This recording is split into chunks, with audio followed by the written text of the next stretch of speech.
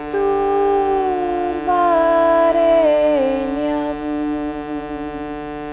bhargo devasya dhimahi dhiyo yona prachodayat.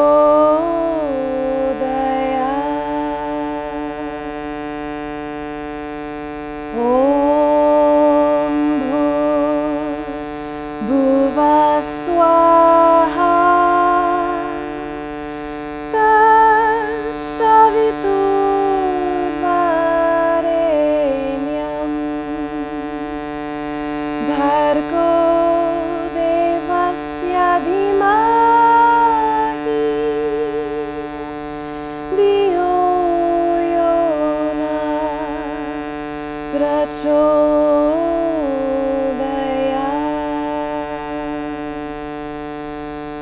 Om bhuvah swaha tat saviturvarenyam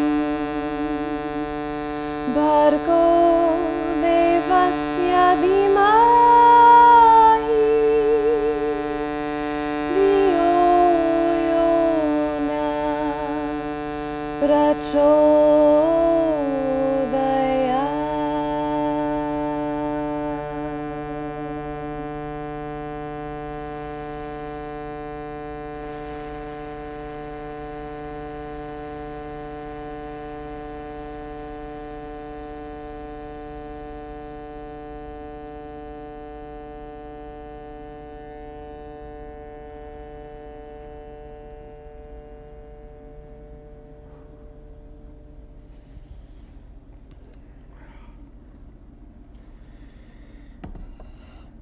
Hello, everyone, and welcome to Simulation. I'm your host, Alan Sakyan.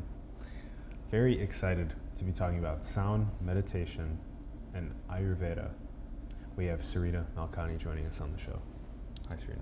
Hi. Thank you so much for coming on our show. I really appreciate it. Thank you for having me.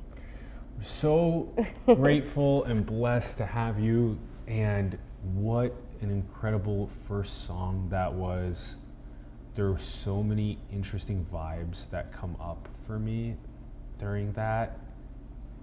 In a sense, you're like this genie that's kind of guiding me through this mystical, spiritual connection that I'm experiencing. And it takes me back to in time, and I love feeling that. And we have so much to unpack talking about the different sound meditation, this catalog that you have, and the way that you can like combine things, and how you understand sound and how it's healing, and Ayurveda and how that plays into this. I'm so excited for our conversation. For those who don't know Serena's background, she's a sound meditation leader and Ayurvedic practitioner who helps people unleash their potential through energy, music, and vibrations. You can find her website, serenamalkani.com, as well as her Instagram and her YouTube pages. Highly recommend checking those out. Watch some of those YouTube videos. You have some great animations, all of that go along with these on the YouTube side. I love it. Thank you. Serena, let's start things off with asking you, what are your thoughts on the direction of our world? So the first thing that comes to my mind when you say, what are the thoughts on the direction of the world, are two things. One is that we are experiencing sensory overload.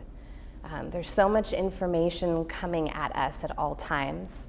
Technology bridges the communication gap, but also makes it easy to know the dark parts of what's happening. And I think as a society, at least in America, we're trained to produce, and also focus on the negative and the fixing. And it's so funny that you said that my opening invocation and mantra, the Gayatri mantra, which is the mother of all mantras, brought you back to a feeling of ancient time. Yeah.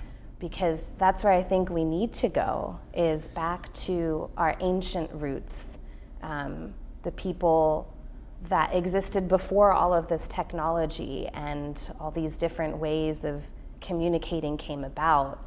and learn from them and learn from how they did ritualistic things to heal themselves, and not necessarily healing in the sense that there's a connotation that someone's sick, but to keep them in tune and in vibration and able to function at that level of society. How can we take some of those ancient practices and modernize them to today so that there's a way to implement these tools and help people center and relax and ground, especially in societies where we're driven to work and produce. And I think America specifically has a lot of emphasis on that.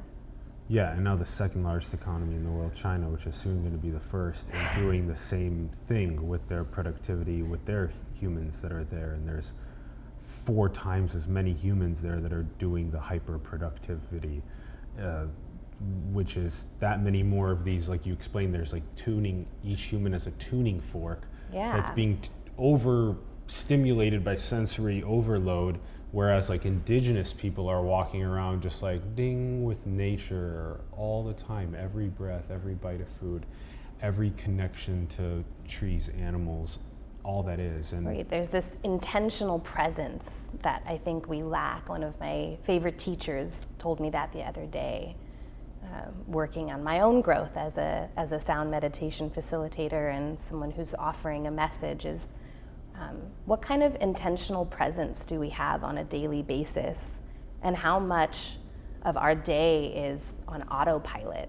How much of what we're doing on a daily basis is just, known activity to our body, to our brain, that we're just producing and going through a certain cycle, and how much of it is this intentional being and understanding that there's elements of nature all around us, and how we can talk to those elements from our body and relate to that and use that to guide us as well.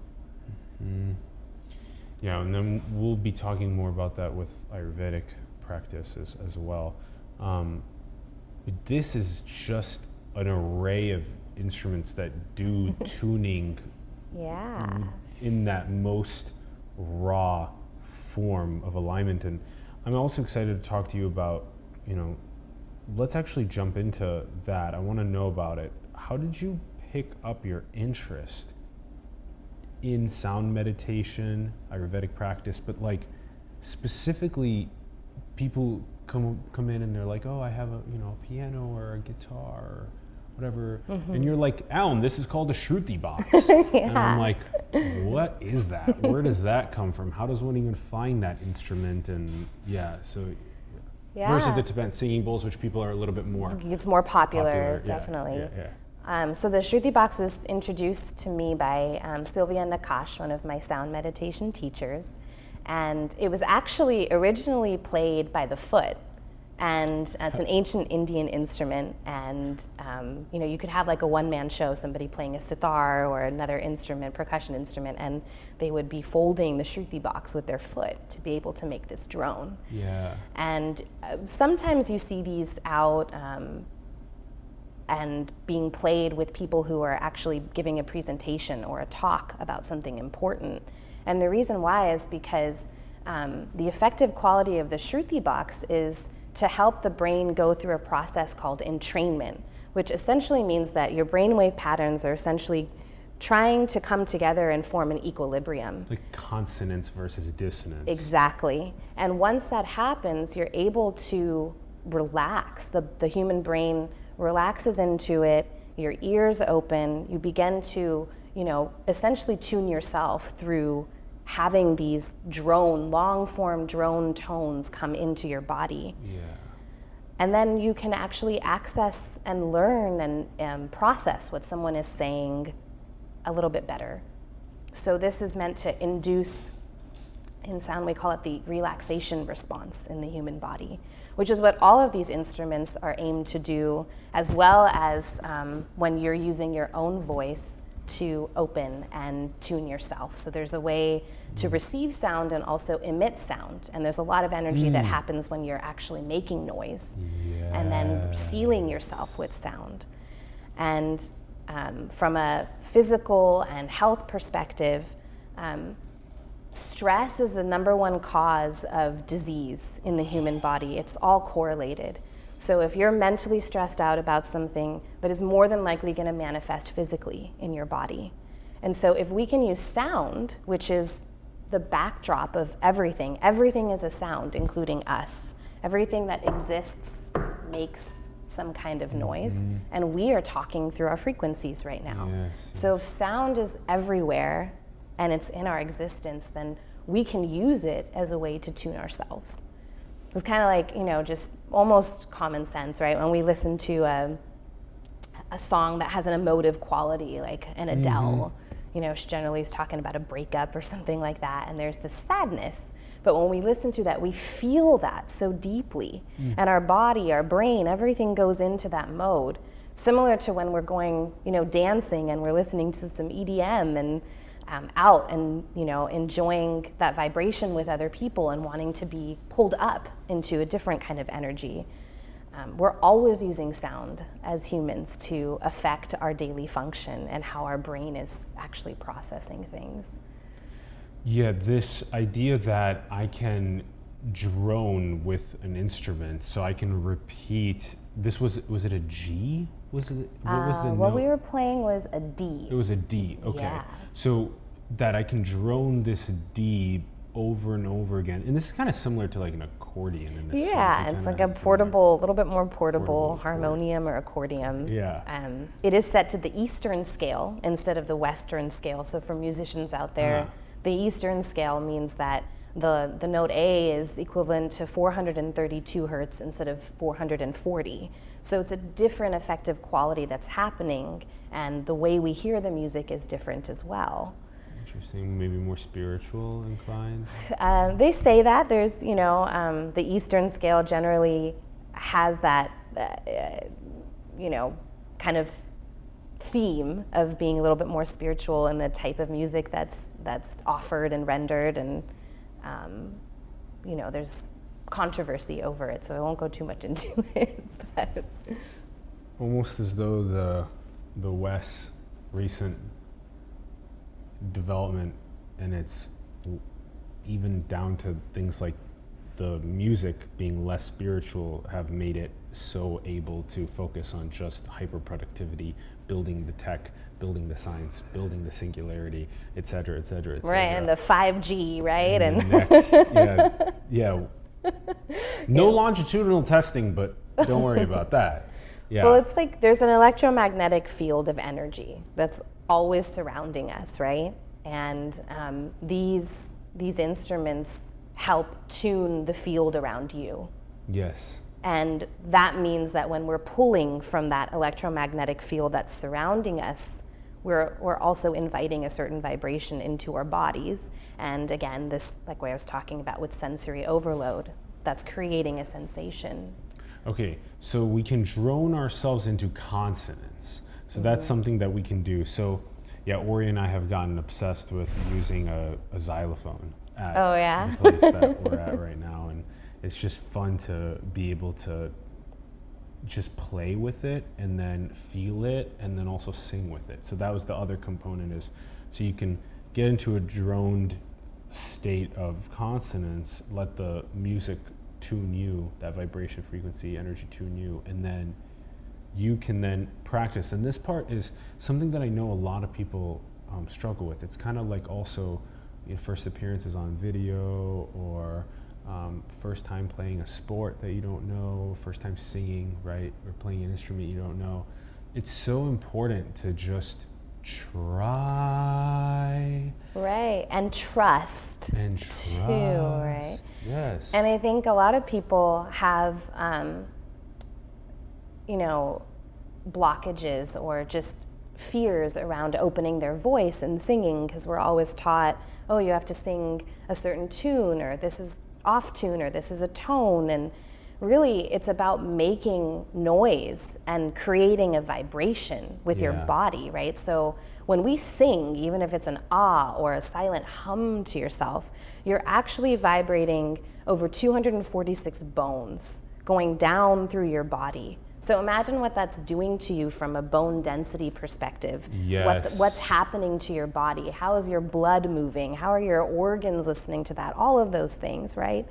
So in the classic Om, right, and when you do that, you can feel it just go you can through, feel it go through your body. And if you intentionally sing Om, and you imagine it moving through your body, and again with that intentional presence, you can literally feel that Om go through.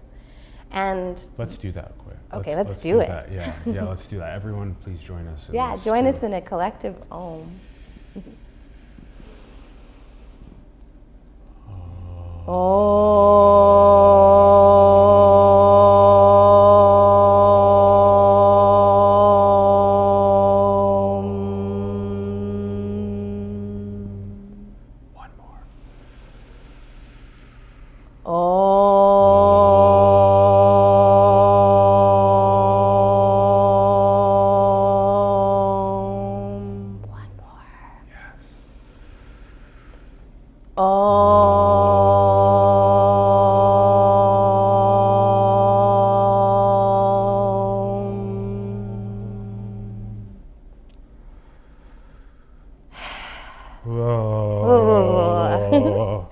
And if you noticed, even when we were doing that, our vibrations naturally tried to match each other and come into harmony.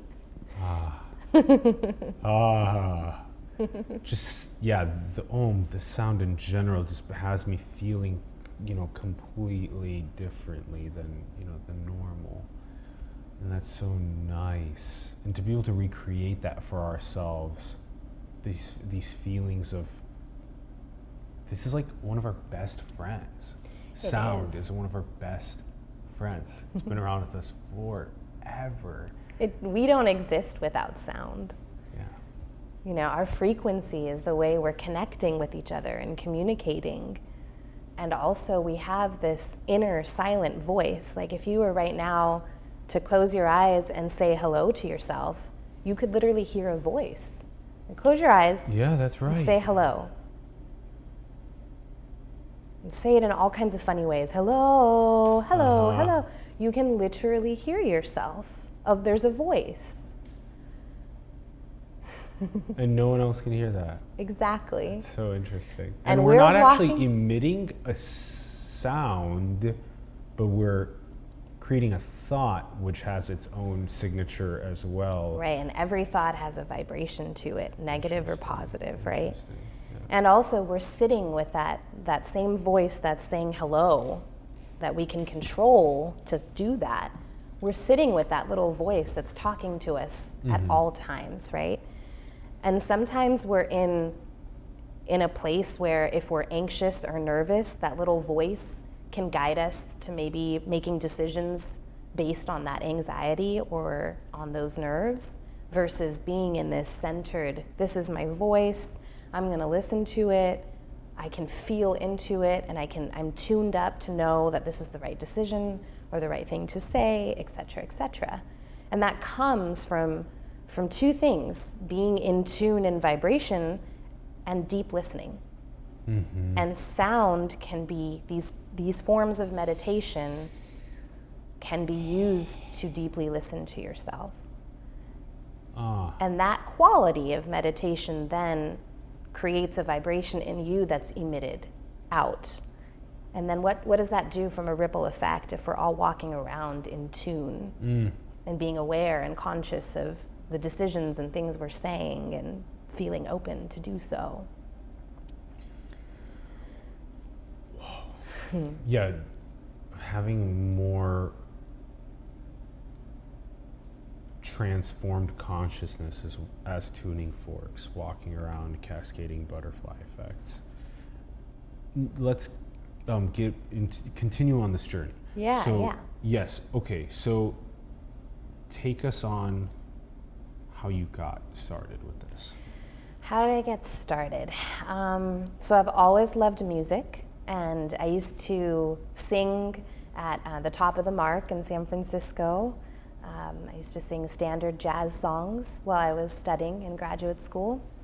And something felt really empty in me, and I was going through a rough time as a lot of San Francisco knows, it's the hub of all these startups and technology. And the startup I was working for at the time that I found sound meditation, unfortunately, decided to close. And I was left in Hayes Valley with a very expensive rent to pay, and not really sure what I was going to do next. And my friend was watching my cat, and unfortunately my cat got lost. So there was all these things that happened that were just really like emotional, hard for me to handle all at once.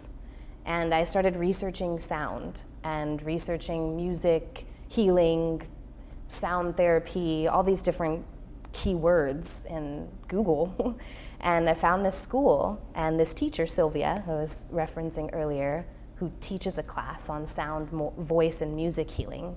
And it's taught, I don't think it's any longer there, but it was at the California Institute of Integral Studies for many, many years. Mm-hmm. And I think she's gone on now to have her own school, and she's taken her services to Asia and all different places. But that's where I found it, and it was really beautiful to experience all these different cultures through sound. And what I got from that was that even though there was different ways of making music, they all had the same quality, which was to help humans relax and express and be. And that was so profound to me, to find a way to sing again and use music in an embodied way to offer a message to people and show them that they can use this as a tool anytime they want by themselves. Yeah. And the science behind that is so beautiful. So we wake up in the morning and we're in this active beta state, which is almost like I was saying, that autopilot.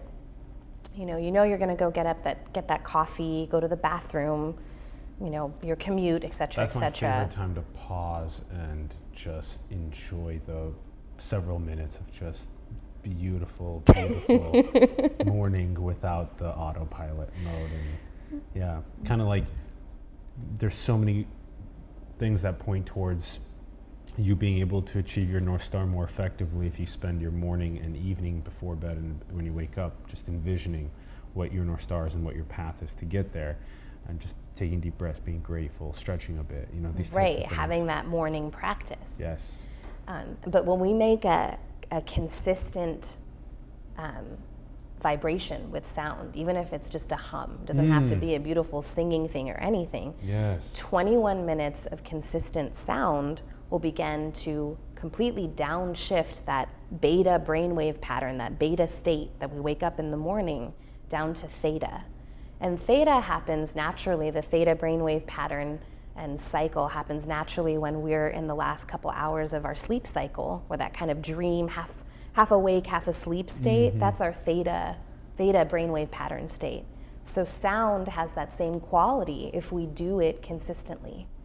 And so even if you do it in 3.5 minute chunks of humming to yourself and not even having to have this expressive outward singing or anything, you're beginning to, number one, tune yourself, vibrate all your bones, which there's a marma point of energy that's then being delivered down. Marma is related to Ayurveda.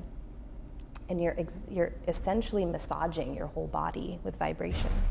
So that's why it's so important for people to also let out sound. These days, a sound meditation or getting a sound bath with some of these tools, like you were saying, they're more common. It's almost like getting a massage, it's known. But what's really important, and why even coming on the show is important for me today, was to tell people to make sound. Yes. To emit energy that way too, and then seal yourself up with a sound bath. Play with your voice, feel your frequency, because when you do that, then you'll be able to hear your own inner voice. That skill of deeply listening, not only to yourself, but other people, and the vibrations around you becomes more clear. Your journey with what led you here is,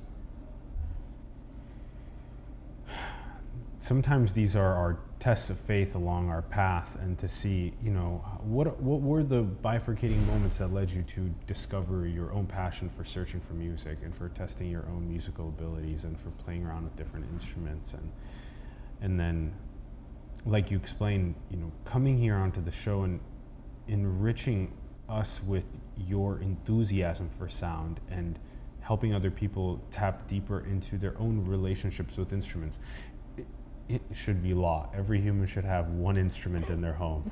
I 100% agree. You must have one instrument in your home. You get to pick which one, but you must have one. Yeah, and then the more that we then tap into it and play it, and when we carry around an instrument with us all the time, our voice. Right. Yeah, and so then to be able to work at that and build that skill up, you know, level up this skill that's with us all the time. Yeah. It's with you forever until you know, maybe, I don't know, beyond, but it's with you forever. And I think to your point, how I got involved in this is through my own darkness, right? And we all have dark and light to us. Everyone goes through it. That's part of being human, and it's okay. And what this sound did, and what Sylvia, my teacher, helped me understand, was how to use my dark and transmute it and make light, even if it was really hard to do that. And I'm really, really grateful, because now when I sing even a jazz song, which I still love to do, I feel more embodied with it. And it just feels different to me now. And so I love that. I love that I found a way to feel really full with music.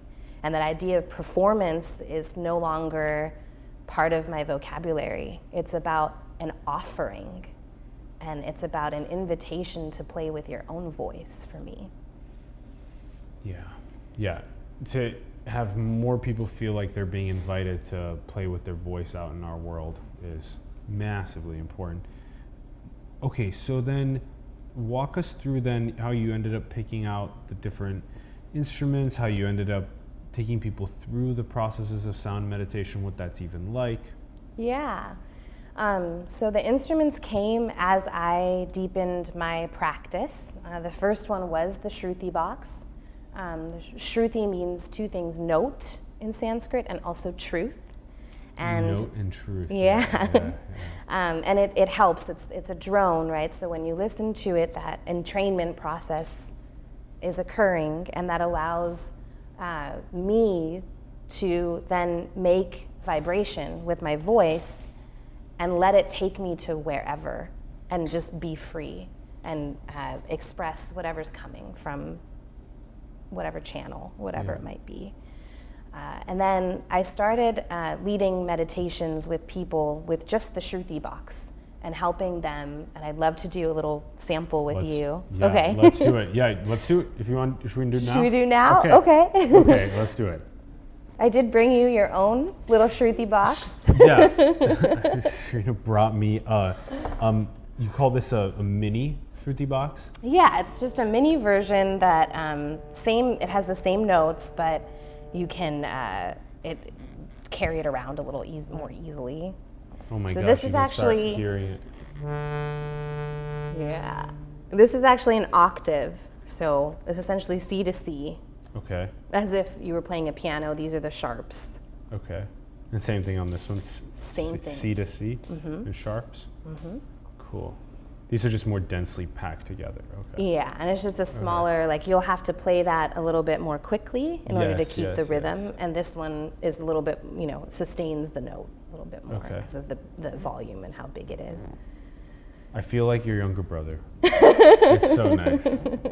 I am learning right now. It's so beautiful. I love it. I love it. Okay. So before we even open to the Shruti box, what I want to do is just kind of set us into how we can get ready to play with our voice. Okay. So we're going to do a little bit of, I'm going to put this down for a second. Okay.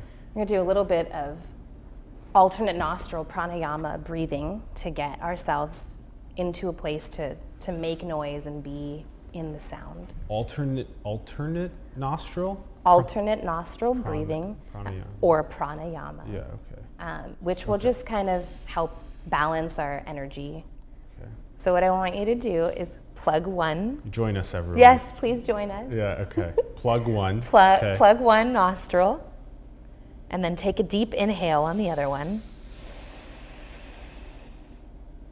And then plug both, and hold your breath. Hold, hold, hold. And then push out the other side. Yeah. Just let it go. Take your time. Perfect. Now when all the others... Never breathed like that before. In one, hold, out the other. Never done that. Out of all of the meditative practices, never that one. See, there's so many, right? There's so many ways to get there. So keep this other nostril closed. Okay. And then now when that's empty, take a deep breath on this side.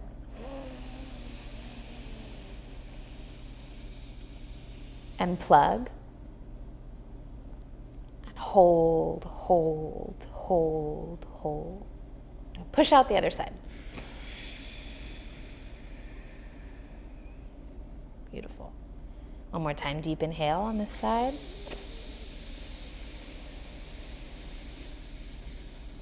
And plug. Hold, hold, hold. Push out.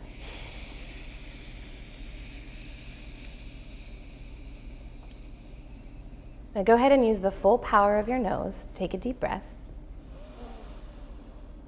And I want you to release on a snake-like sound.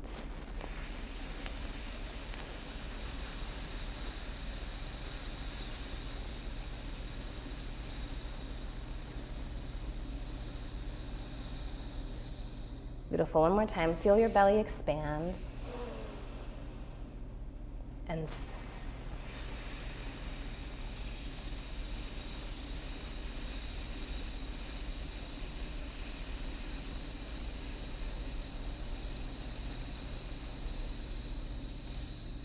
one last time. Feel your belly fill with air and release.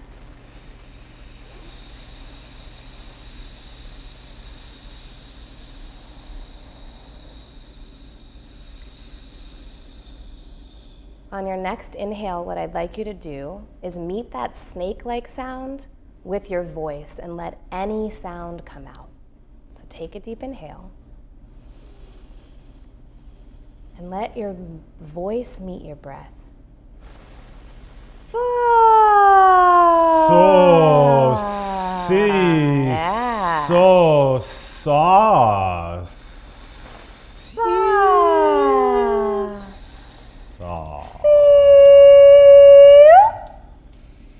Take.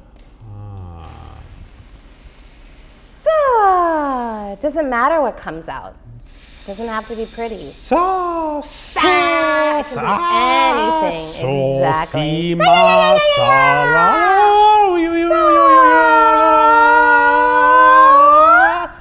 Can be anything.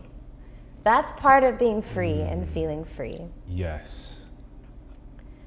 And then we can take the Shruti. Okay.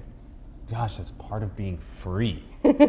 Not being constrained to what seems to be a cultural norm that actually, why is it that so few people are singing while they're on the streets? Why is so few people are just, at play, like, just making fun noises with their voices and dancing with their bodies, and maybe they're beatboxing and doing some lyrics over it, all these different options. So few people are doing it.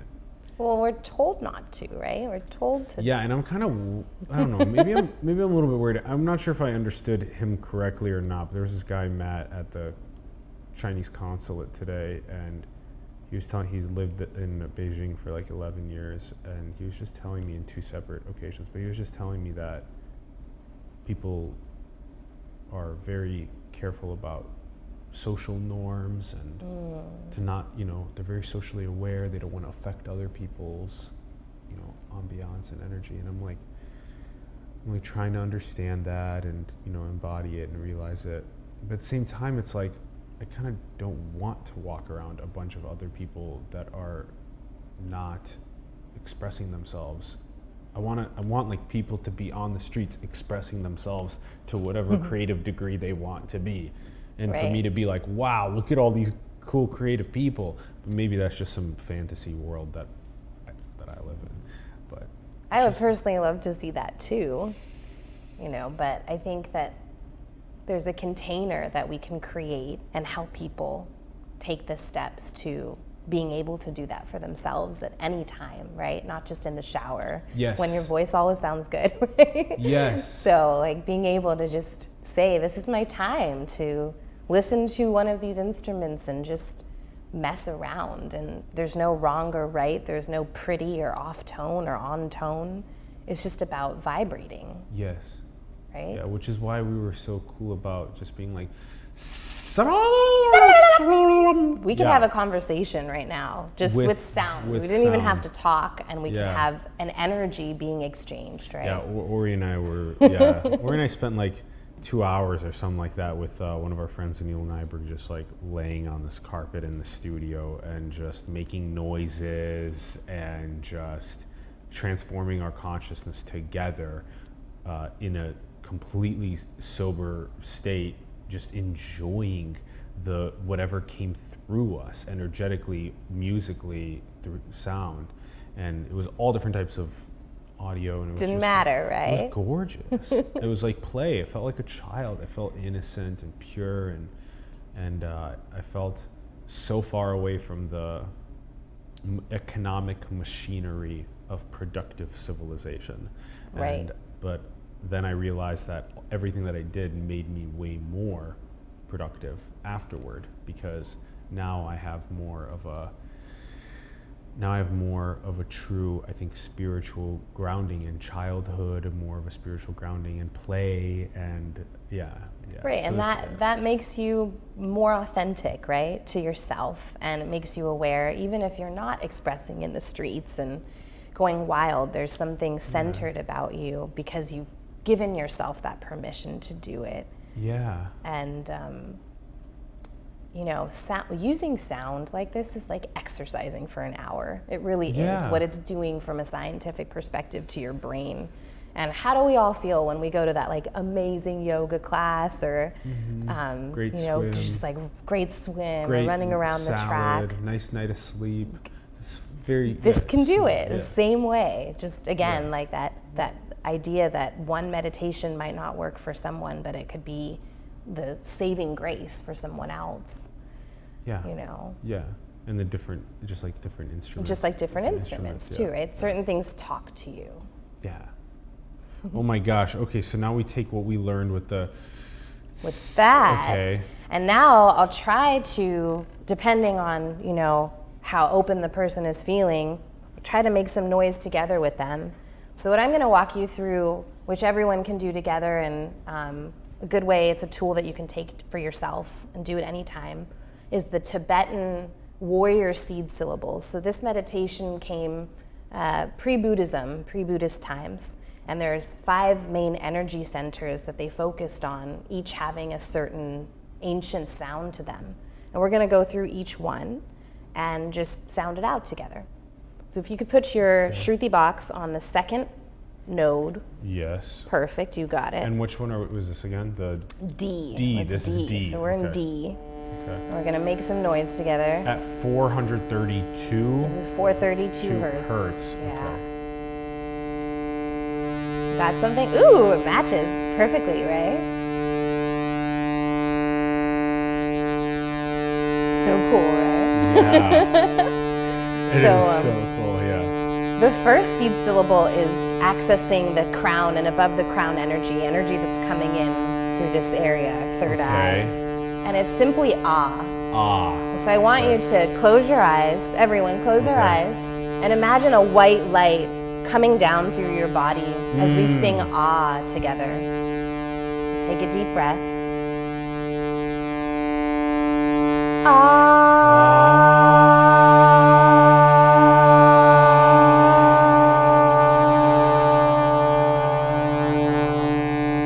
Feel free to go at your own pace when it comes out.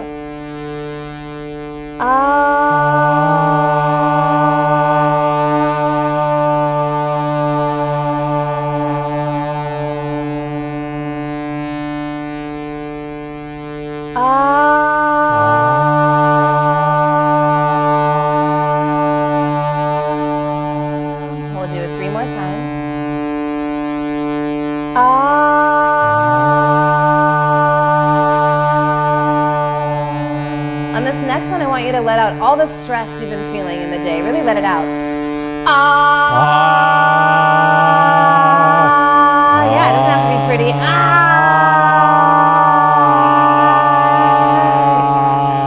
Last one.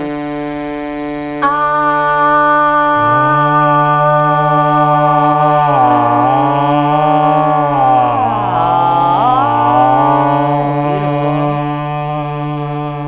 Go ahead and take a deep inhale. And again, we'll just clear the palate with that snake-like sound.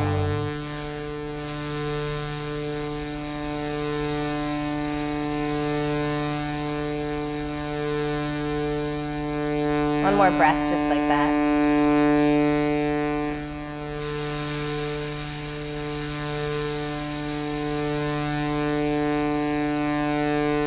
And one last one.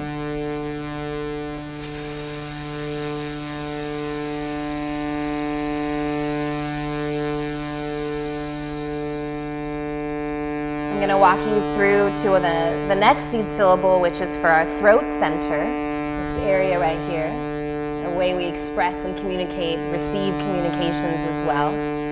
And the syllable for that is simply Om, but saving room. So if you're going to chant Om, chant the O and the M, because the O and the M actually represent the union of the feminine and the masculine in our bodies.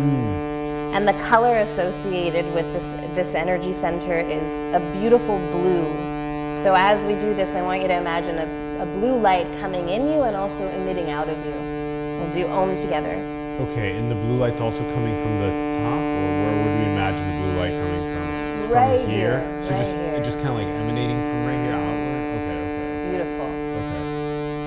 Deep inhale. Om.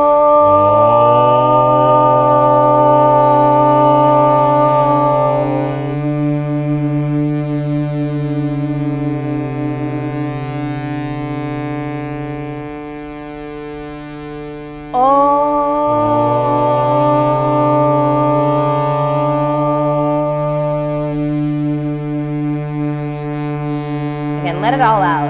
Give me your best Om of the day.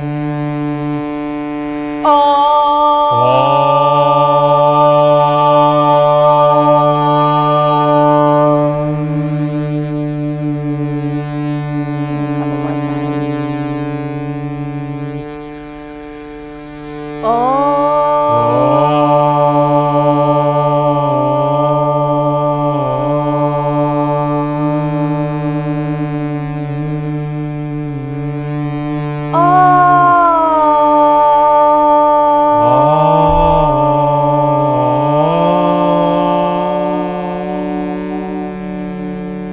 Last one.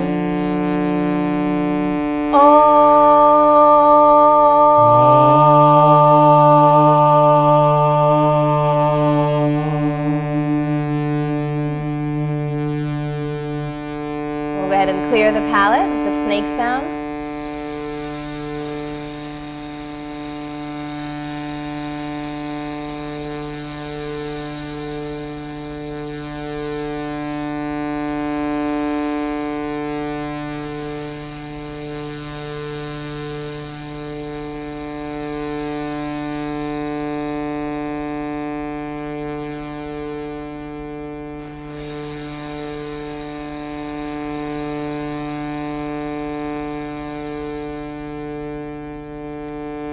So this next one is my favorite one because we can play with it a lot, and it's the heart center.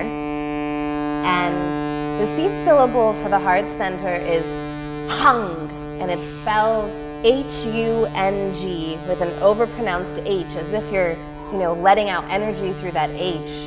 And since the heart beats at, different times and different speeds, we can take this fast and slow and still have that same effect. And the color that I want you to think about and associate with this is a beautiful emerald green coming in and out of your heart center. Hung. Hung. Hung. Hung. Hung. Yeah. Hung. Hung. Okay. Deep inhale. Hung. Hung. Beautiful.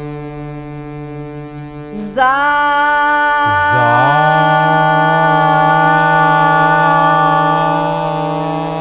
And really let it out. It doesn't have to be pretty or on tone or anything. Za. Doesn't matter. Za.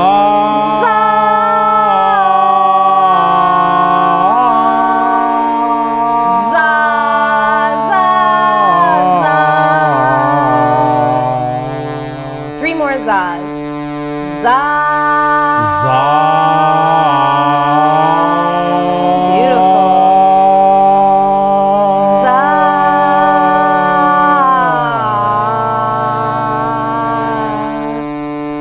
Za.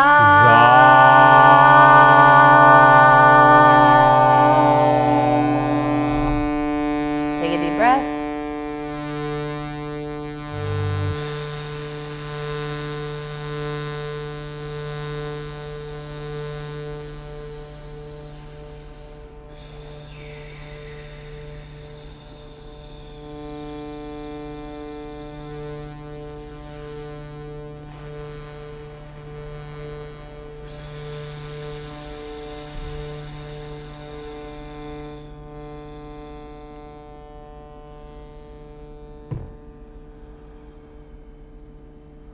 Stay right there.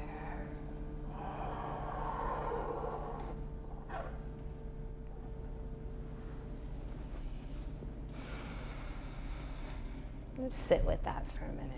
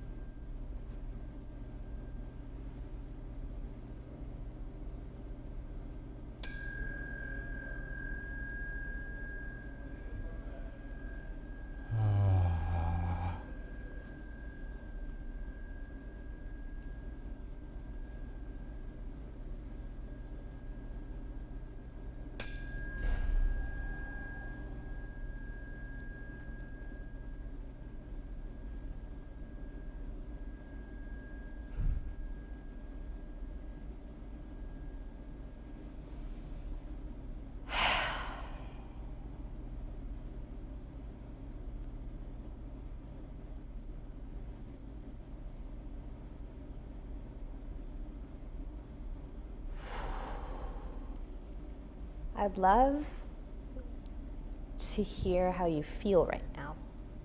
I felt like vibration.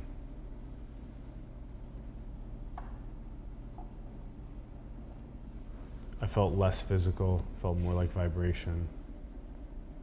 I felt like my vocal cords were like, whoa, that's a lot that you're putting onto us. Practice this more often. Also the excitement with activations in different parts of the body aligned with different sounds that we make, and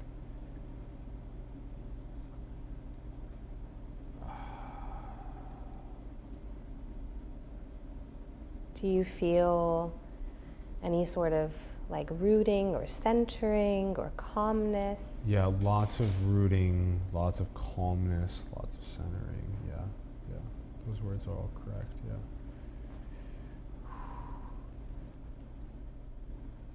Oh, wow. And the beauty of like a tool like this, the bond meditation, is that you don't need even an instrument to do it, right? We used a drone, but really if you were at home and just wanted to play, you could do this without anything, just your voice.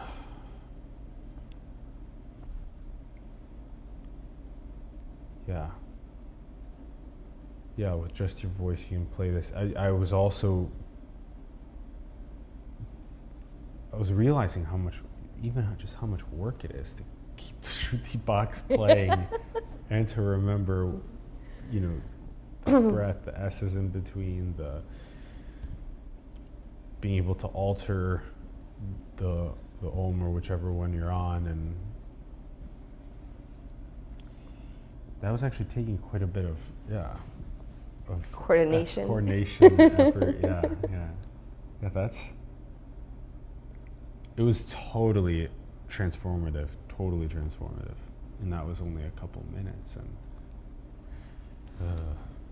And these tuning forks are, I think we were talking about how we want people to be individual tuning forks walking around completely tuned.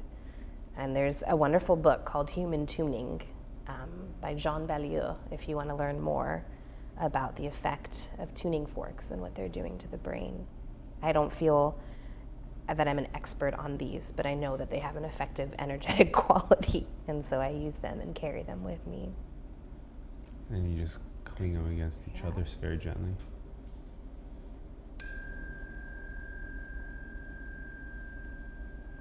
And play it into the mic a little bit. Yeah.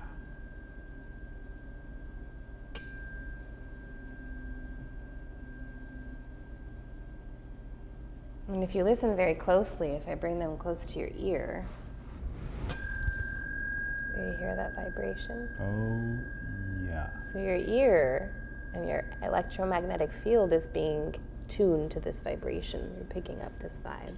Did that new sound come from them interlacing? Yeah. Okay. Interesting.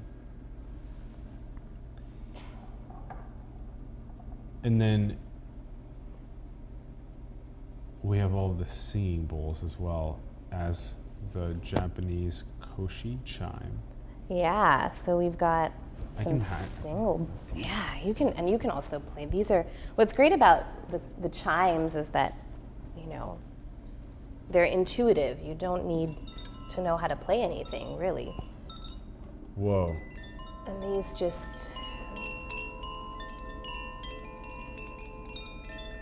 you can see whatever comes out. Feel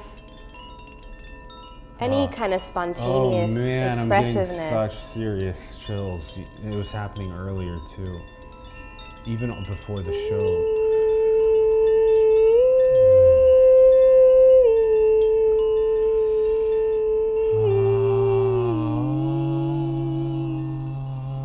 Exactly. Trust what's coming out.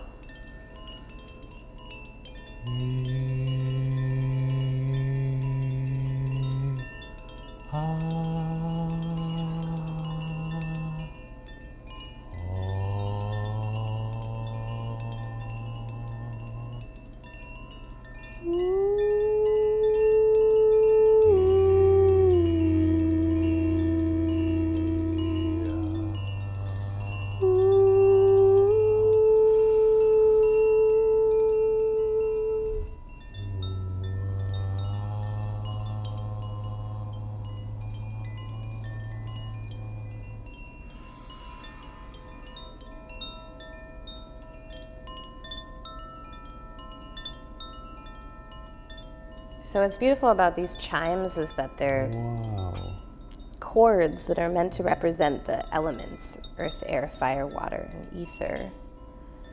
So it's a little like marble piece. Mm-hmm. So for those that can't see this,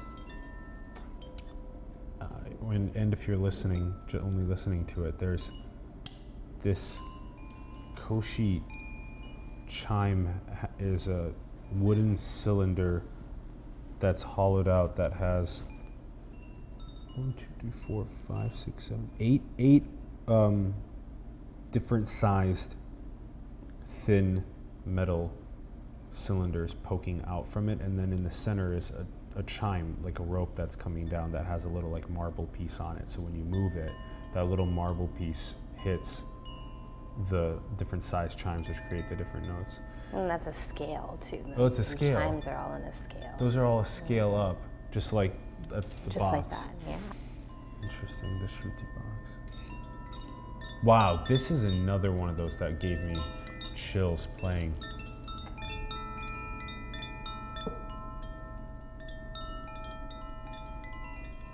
Oh, that's another big lesson. I haven't been doing that, but I should do that actually next to Shruti box. But you actually showed me a bit with the tuning fork, but that's another important lesson is when you play an instrument, don't just play it here, but play it here. Yeah. It sounds completely different. Absolutely. You like can hear way more of the vibration of the actual body of this, whereas before here is so far away.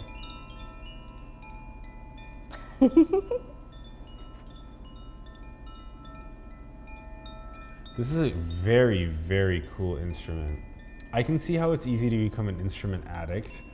Yeah, and that's part of, part of the sound meditation. So back to your question about how I got all these instruments was I realized that there is something about helping to seal that energy vibration we created through using our voice with these instruments as well. That helps kind of tune the whole body. So you're emitting and receiving the same type of Eastern scale going out. And so, as many people know, the singing bowls, this is a chord, it's a C and a G, so root chakra and your throat chakra is what I brought today. So this is the root chakra, the C. Oh my gosh, it's so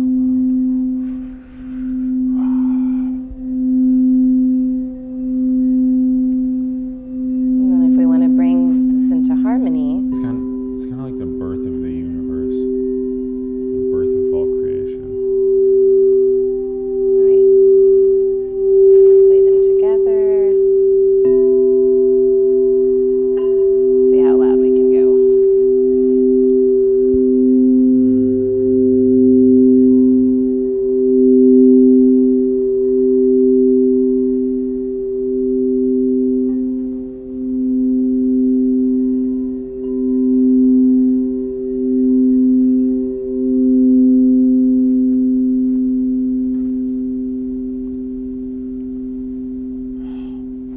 And you can see it has that quality of helping you relax, helping you just sink into your body.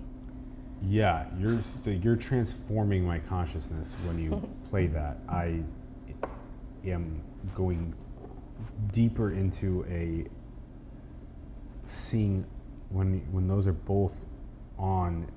It's just making me feel like I can melt into all that is and just be that, and like I'm just like, oh my gosh, this is so much to handle. I gotta get more used to this, because then you can have music trigger that beautiful Exactly. dive into unbounded wholeness and love, and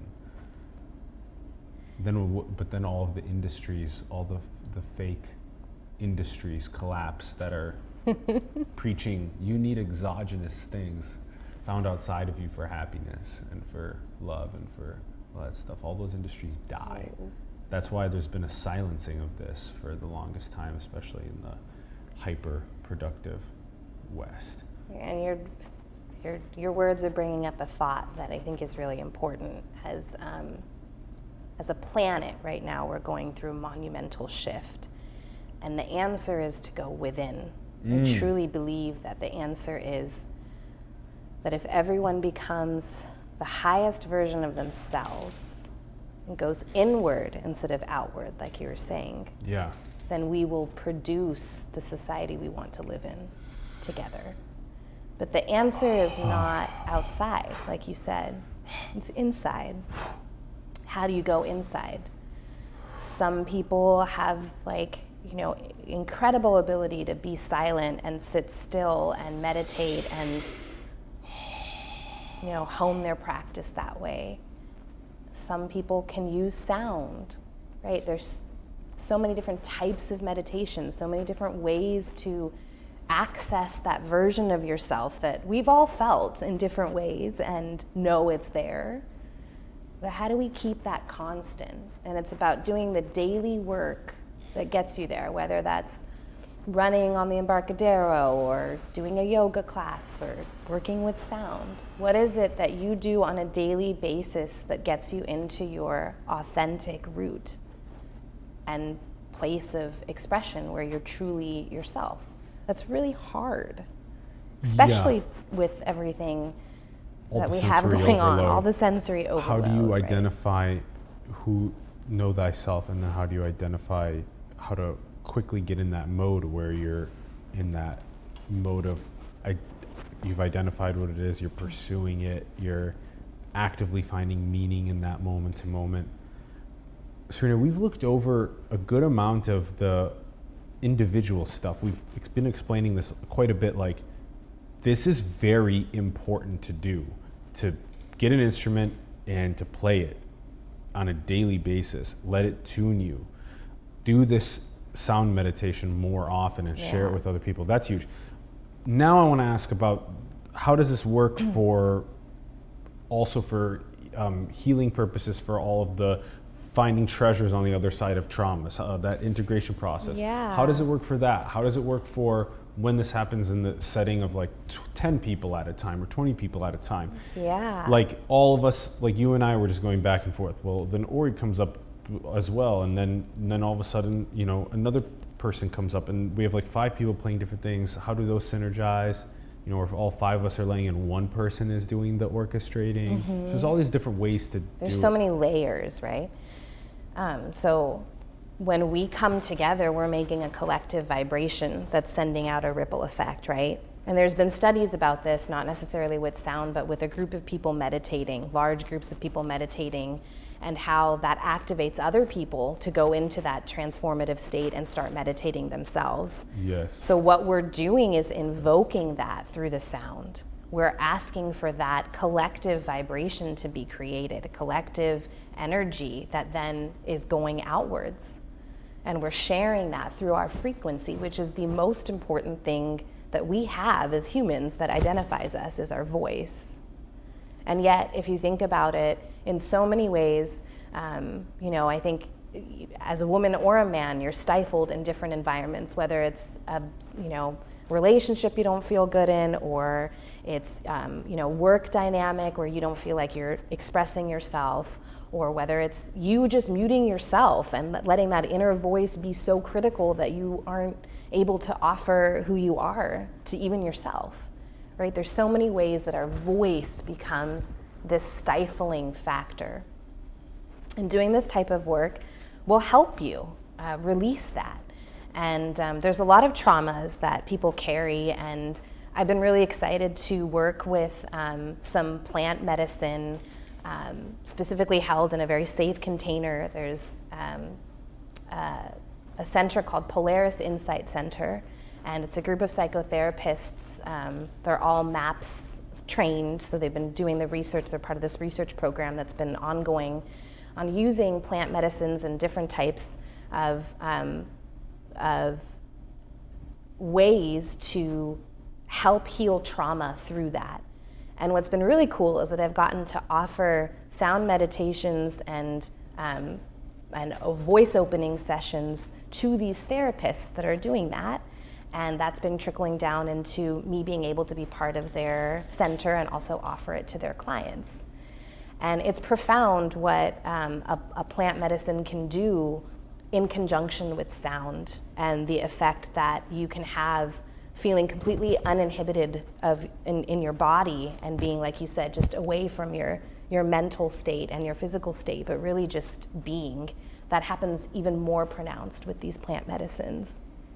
And so I'm really excited that that's something that's continuing to go on, and more and more therapists are using sound as a modality to help people with their traumas and clear out those energies that no longer serve them.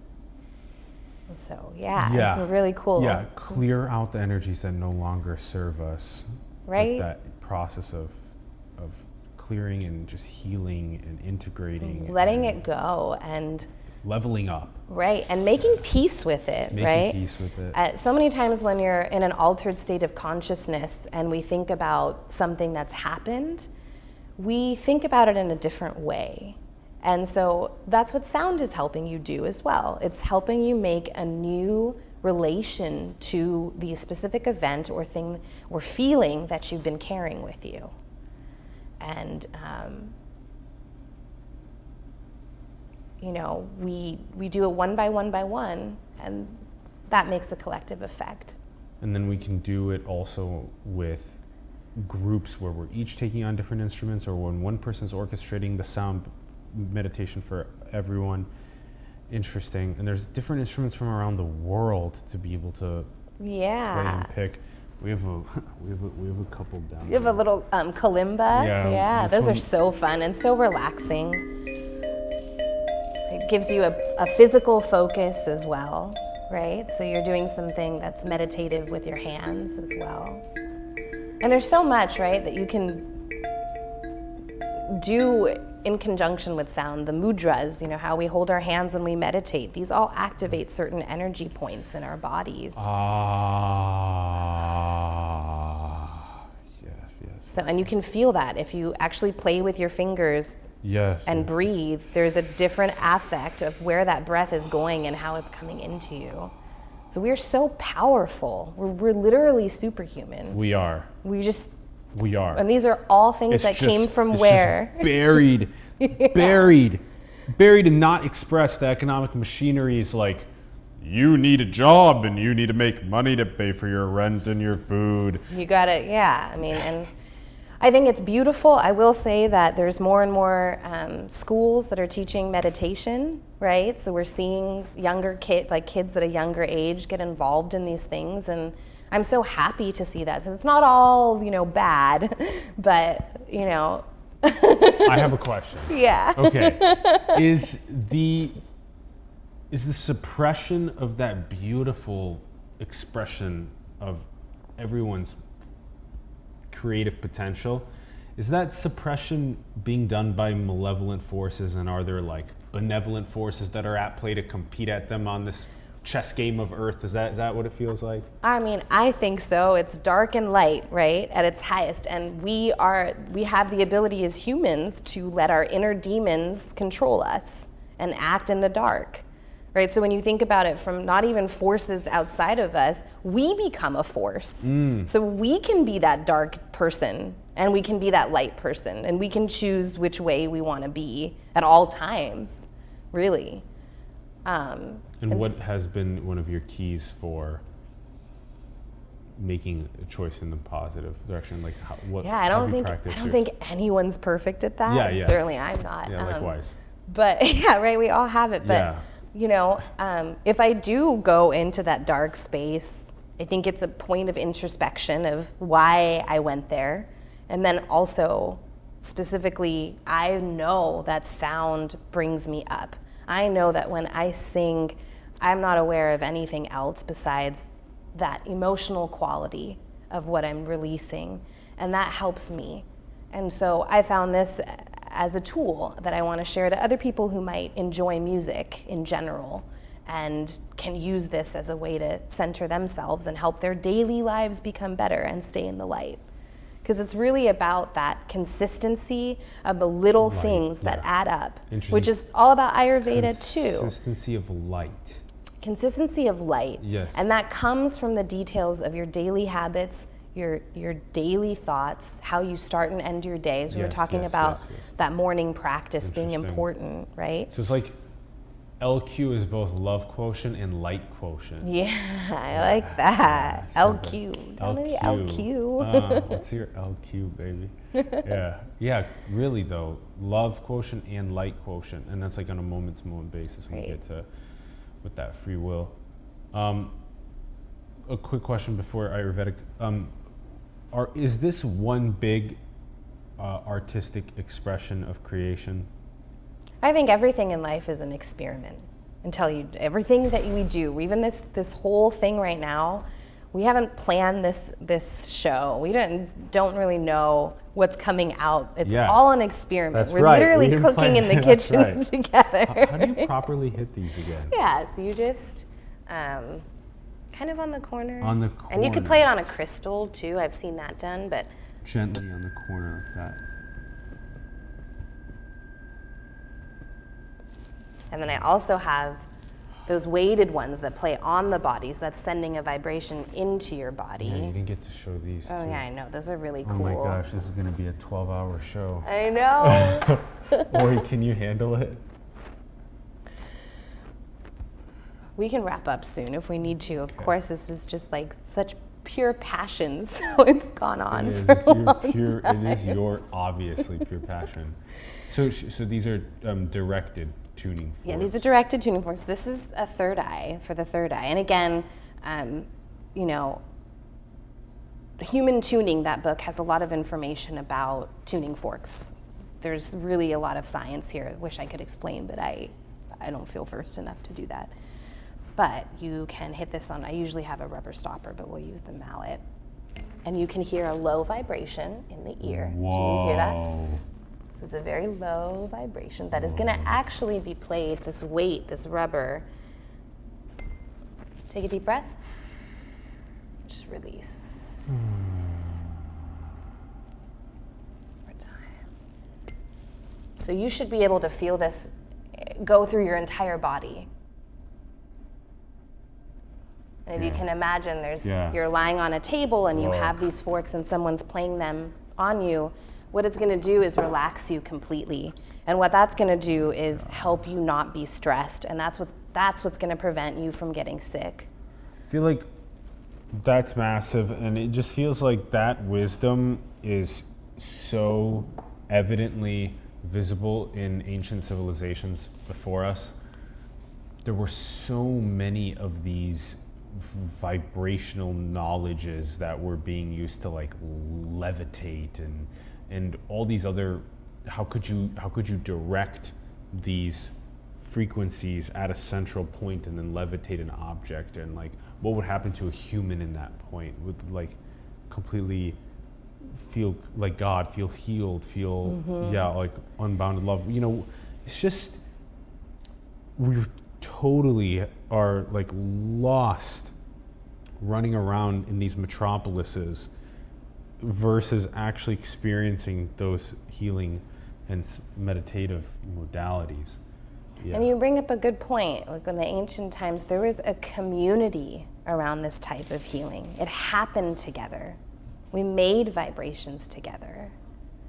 And I think that element of community is so important to enforce, is doing the things that make you feel better together. Yeah. Going, you know, you could do a yoga practice on your own anytime, right? You don't need to go to a class. But what happens when you go to a class and you're with a group of people? You're creating a collective community, a collective vibration together. So it's so important to make noise with people. Yes. Yes. So important. Yes. Man, even from the very first grunts and even from the very first organisms that emitted sound to be able to communicate and make decisions in the path of evolution. Let's do a bit on Ayurvedic practice as well. Yeah, so Ayurveda, for those of you who don't know, is a very ancient Indian science, and it's based on the 5 elements: earth, air, fire, water, and ether, and how us as humans are taking those elements into our bodies through our 5 senses. And so earlier when I was talking about sensory overload, Ayurveda is a practice and a science in which the whole goal is to clear the senses. It's called panchakarma, clearing of the 5 senses. And what's so unique about Ayurveda is that everyone has their own dosha, or dominant energy, that's made up of these elements. And there's 3 main doshas, and we are all of them, but there's generally one that's more dominant, 1 or 2 that are more dominant in your personal constitution, the way you were made. And so those energies are vata, pitta, and kapha. And vata is like an air energy. It's made up of ether and air. So when you think about vata and how that manifests in the human body, it's someone who's in balance, is bubbly and creative and full of life and is starting many things, kind of like a social butterfly, you know, that kind of energy. And, you know, they're just full of ideas and full of vibration. But someone who's out of balance, what air energy can do is actually make someone nervous and anxious and maybe nail biting and starting a bunch of things but never really getting to finish them. And they're just kind of all over the place and lost, and they have too many thoughts in their head. So that's kind of what imbalance and out of balance means. And the second energy is is a pitta, which is our intensity, our fire energy. It's our fire and water energy. And pitta people are generally like the people that have the to-do lists, like they need to cross everything off, and they always have a plan. They're super passionate, and they're they're often leaders, and they're ready to take on the world and make change. But out of balance, a pitta personality or a pitta dosha would be someone who's like angry and like overly judgmental of themselves and other people, and very self-critical and too fiery, too sharp with the tongue, not even realizing it, that they're jabbing or kind of being, catty, for lack of better words. And the last energy, the kapha energy, is the water and earth energy. And these people are generally very grounded and, very nurturing, very caring. They have all the emotional qualities, the sensitivity, all of that wrapped up into their energy. And at the same time, if they're not in balance, then they're overly sensitive, and they don't want to make any kind of change. Any kind of change for them is too hard. They're very set in their ways, and they're not sure, how to move from one place or phase of life to the other. And that can be, hard because you feel like you're stuck in the mud.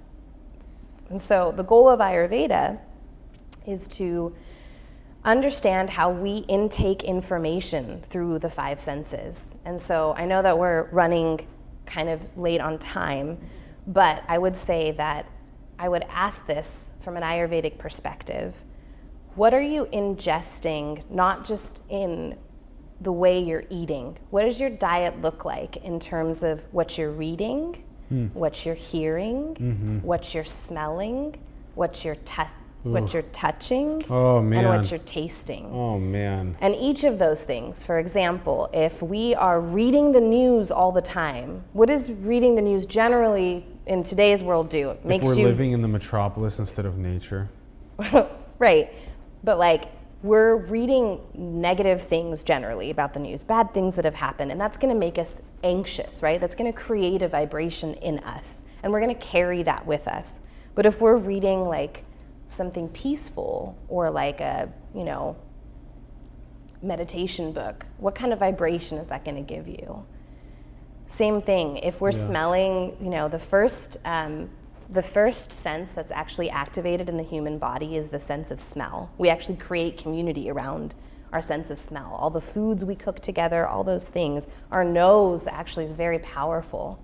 So if we're taking the time to smell something that relaxes us and is good for our energy and helps us feel clear, that's going to help activate a certain vibration in us that's going to make us feel better too. So it's a great idea to bring a beautiful scent with you places. Yeah, and certain scents can affect the dosha, the vata, pitta, kapha too. And so there's a whole science around that. And at Polaris, I am doing Ayurvedic consultations, so I help people understand what their dosha is and how to balance that in this environment that we live in. So it takes a hard look at everything you're doing, from the way your poop looks and the color of it and the shape and what's coming out to what you're doing on a daily basis, your daily habits. Again, talking about that consistency of being in light. And so Ayurveda is a series of little tiny changes that you can make on a daily basis and incorporate into a lifestyle routine that will help prevent and protect you from disease and getting sick.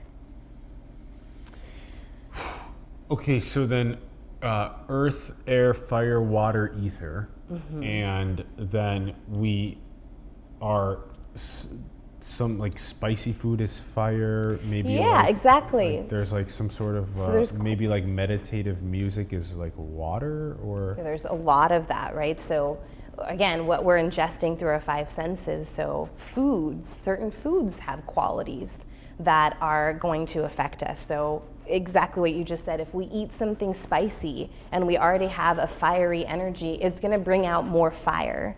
But if we eat something cooling on a hot day or when we're angry, like we decide to have a piece of cucumber or some watermelon or something even cilantro is a cooling herb, then that's going to cool our whole energy system down and balance it, right? And so it's all about balance. And Ayurveda is very big on understanding your own digestion. And the best indicator of how you're digesting your food is how your poop looks. And so we could go into a lot of that, but I won't. Well, the microbiome's going crazy with sampling your stool and and understanding what's going on. So, and you can tell a lot by the way you poop, if it, and your constipation levels and your, all of those things. So it's really about gauging, all the little daily habits of what you're taking in with your five senses and figuring out how to optimize your environment for that balance. Interesting. There's going to be more Ayurvedic conversation between us because I have a lot of questions to poke into that. Okay. Yeah, and there's more sound meditation to also play with. Oh my gosh. Serena, do you think we're in a simulation? Yeah, of course. Duh. Tell us why. Tell you why. Well, other than the media alluding to it in several stories all the time, I personally think that there is something guiding us. And if we can tune into what and how we're being guided, we can actually navigate what we're supposed to do in our best of intention here with that intentional presence I was talking about. Or we can let a demon come out and it can be an environment where we're controlled. That's what I think. Yeah. What about you? Yeah. I'm curious. Yeah, there's a lot of nuance to it. Yeah. And then I feel like I could get into like a 2-hour conversation with you about stimulation practices and what's happening. What about what's the most beautiful thing in the world? What's the most beautiful thing in the world? I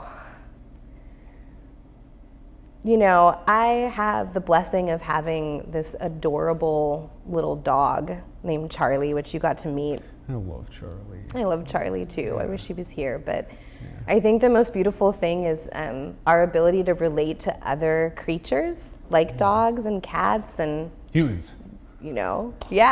Dolphins, insects. And I think it's beautiful that you can have a dialect and literally a conversation, energetically speaking, with a different animal, like with where you're not speaking words. Yeah. Have you with a tree too? Of course. Yeah. Trees, like they say, they grow in like families, right? You can see them supporting each other through their branches, and like, there's so much you can pay attention to in nature that's around us that's like very evident of this community. It's the best teacher. Yeah. It's the best teacher.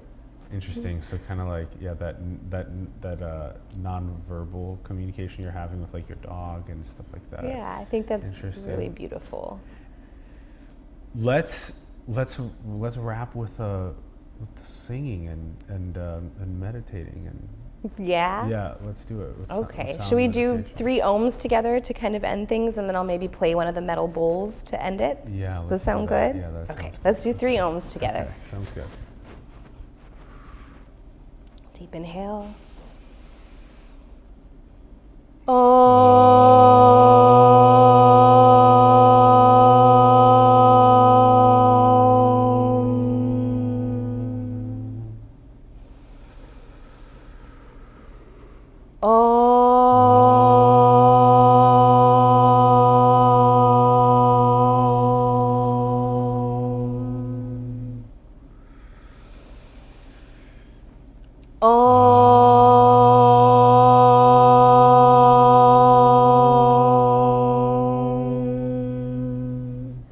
Shanti, Shanti, Shanti.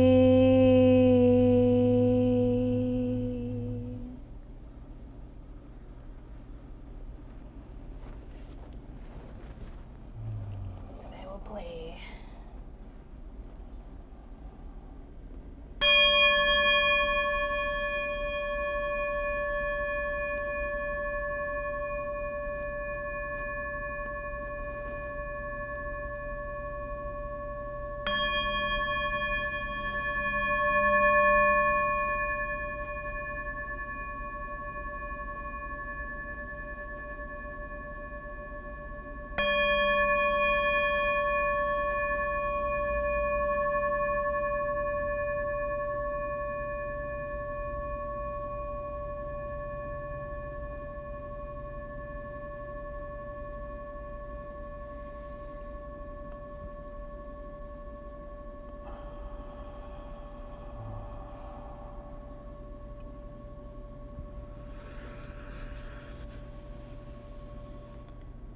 Wow. Whew. What a session. Wow. Serena, thank you so much for coming onto our show. We Thank really you so much appreciate for it. having me. I had so much fun. Good. We're so happy to hear that. You rocked it. Thank you. I've never done one of these, so I'm just excited to have done it. So Got through it. So well. Thank you. Excellent interview. Excellent interview. You crushed it. Talking about your passion, your love. We'd love for everyone to check out the links in the bio below to serenamalkani.com. Also her Instagram profile and her YouTube videos. Go and check those out. Go and have more conversations with your friends, your families, coworkers, people online on social media about sound meditation and Ayurveda. And go and really just get an instrument near the bedside and do it in the morning and at night and get practicing more with it. Use your voice on a daily basis around you. And also, thank you to Ori Shapiro for producing. We greatly appreciate it, Ori. Thank you. Thanks, Ori. And also, you'll let us know your thoughts in the comments below on the episode. Support us. All of our links are below for simulation. Support the artists and entrepreneurs and organizations around the world that you believe in. You can check us out, Patreon, cryptocurrency, PayPal's all down there. And go and build the future, everyone. Manifest your dreams into the world. We love you very much. Thank you for tuning in. We'll see you soon. Bye. Peace.